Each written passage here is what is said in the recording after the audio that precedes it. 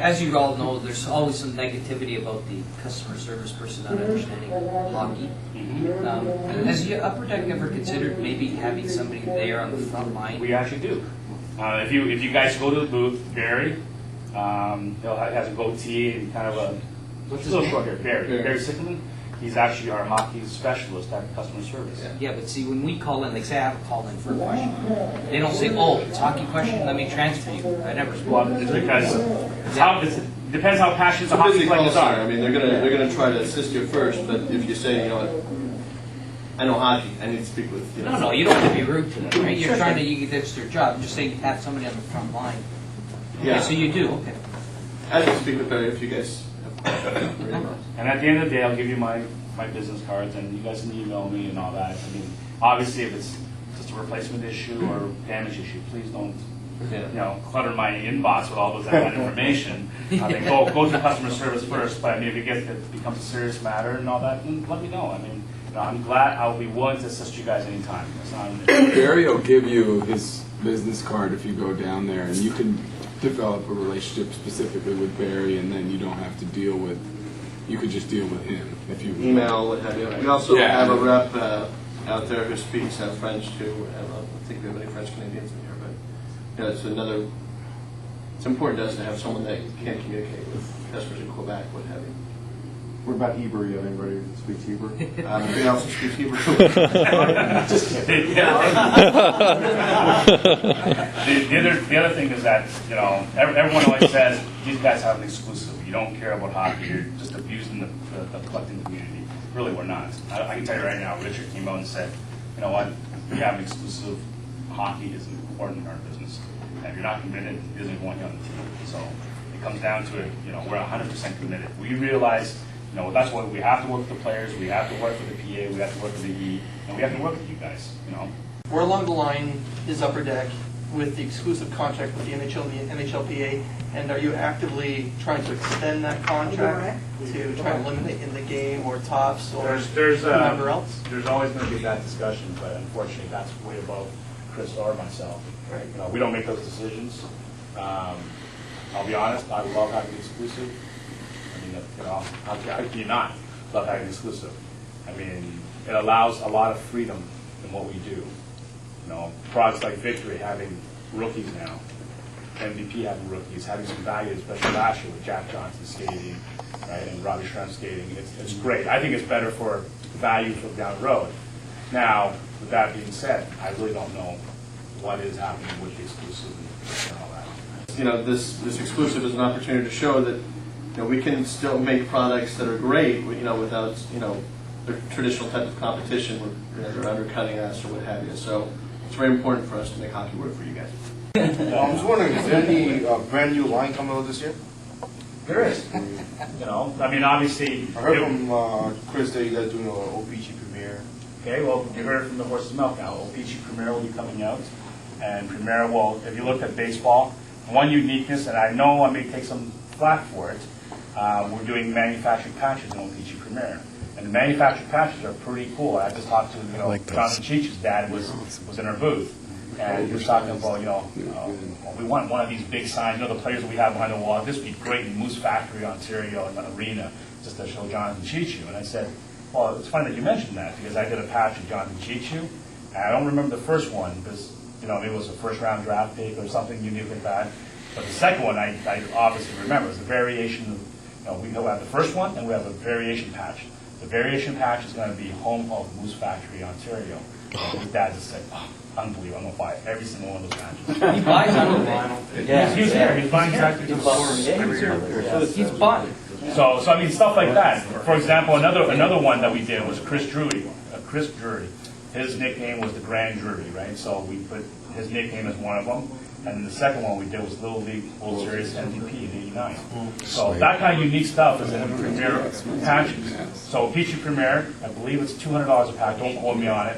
It's going to be a manufactured patch that delivers at one per box, a memorabilia, triple, a quad, and they're going to spell out cool stuff on the name. A quad of the Montreal Canadiens would say Habs. right? Or for Maple Leafs, let's say Buds. I was just wondering, for that product, you guys do cut like baseball, you guys do a good job with the manufacturer patch on one side and the cut on the other side. Yeah, and like the Babe Ruth or that ticket or the Cy Young, those are really nice. Will you guys do that too? No, presently there's no cuts in there. Main reason why is because I'm trying to isolate the cuts to certain brands to maintain that equity of that certain brand. You know, I'm a firm believer that each brand has its own selling point. And if Premier Patches doesn't sell this product, then there's no point in adding cuts to that list. I mean, it's going to be an enhancement in the future. It could definitely be an enhancement. But let's get cuts off the right step first. Yeah.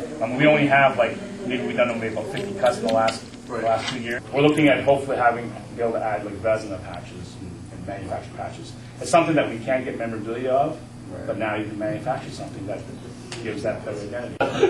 Another product, and I want you guys to email me ideas or tell me during the show. Another product we're looking at doing, we just released Masterpieces Baseball. Oh, those are Okay, so we're going to do Masterpieces Hockey. just don't do that many because I heard there's like 20 different color borders. You got different Parallels. Well, we are going to do parallel borders. yeah, like serious black, like. But only Let's 72 do like ones. let's do what you did for Beehive, maybe like red, Right. yellow. We have the parallel borders in that. Yeah.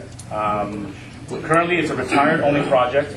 Okay, and I want you guys to think of some ideas for what you want to see as the top hockey moments of all time. Now, Someone that knows Bobby Hall's toupee.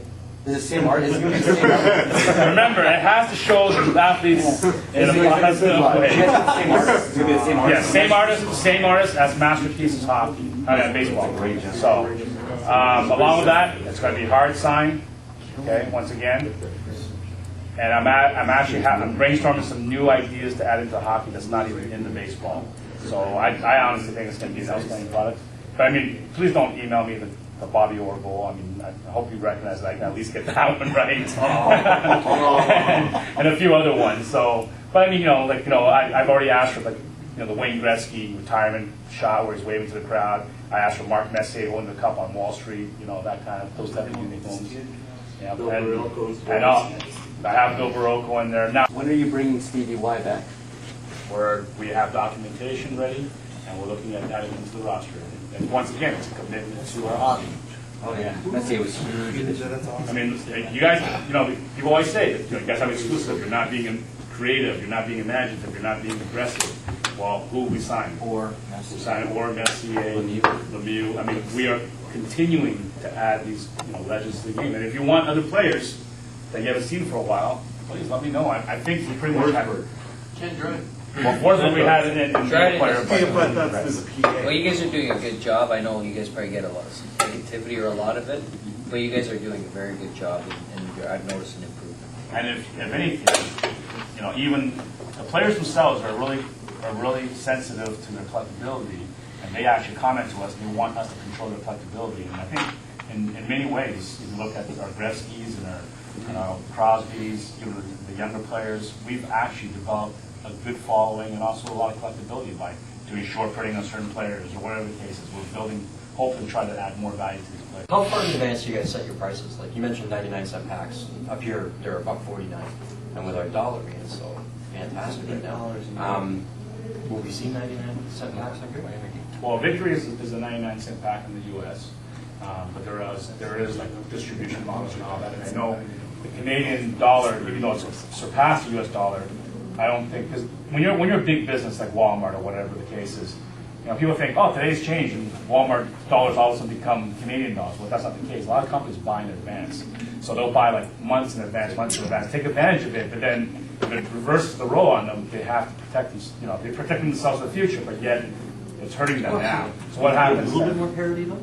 Do you think? I'm sure it will be. I mean, it depends on what retailers want to do, what hobby stores want to do. Like books are probably the biggest thing because they're set in advance. Right. And I think they change now. And water droplets Just now. Talking about U.S. pricing now. So I mean, people will, stores will respond, but it doesn't mean that, we don't set the pricing. We only have a suggested retail price. Okay, that's our price, and whatever the stores decide to set it at, that is their choice.